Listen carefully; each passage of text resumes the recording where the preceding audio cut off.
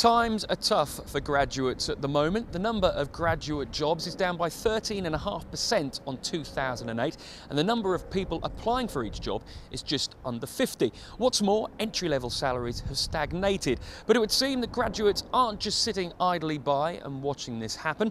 Many are getting on their bikes, or should I say a plane, and heading down under. We went to Western Australia to find out more. I think probably the situation in the UK with worsening kind of graduate jobs and stuff would give more reason for people to come to Australia. There's opportunities for work out here, especially within sort of the kind of mining industry and stuff like that. If you're prepared to do anything, there's opportunities for you to do anything out here, and it's always a good way to ride out a crisis is to just be on holiday and enjoy yourself really instead. STA travel research has actually shown that 1 in 4 18 to 34-year-olds plan to travel in the next year in order to get away from the stresses of Britain. Now, Australia has always been popular with young British backpackers, especially as it's so easy to get a working holiday visa over there. It was really easy to find work over here in Western Australia. Just as soon as I got to Perth, I think about 3 days after, I signed up with a job agency, and that was on the Wednesday, and on the following Monday she called me with this job. So, at home job situation's very bad.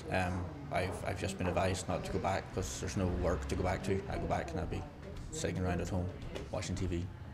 There has, in fact, been a 21% increase in the number of working holiday visas granted over the last year.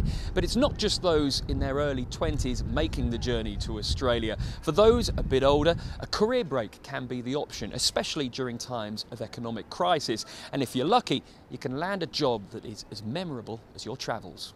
I work for the Department of Environment Conservation in Western Australia, and I work with the dolphins at Monkey Mia. Every day in the mornings we do a talk to around 100 to 300 people, telling them about the dolphins and their history here in Australia. You're being very cheeky this morning. Working with dolphins, I think, is the best job in the world. Most people are very jealous, but I'm just very glad that I can do it. Now, of course, Australia hasn't been left unscathed by the worldwide recession, so how do you give yourself the best chance of success if you want to travel and work over there?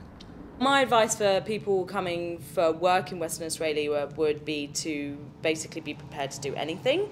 If you're prepared to do working in the mines, working in construction, working in rural areas, for example, then there is work out there and there's plenty of opportunities. Even amongst those who aren't looking for work, there's a perception that now is a great time to be escaping the doom and gloom and heading down under. So don't be surprised if you see more people armed with sunscreen and a working holiday visa heading for Heathrow Airport. After all, the arguments for going there can seem pretty irresistible.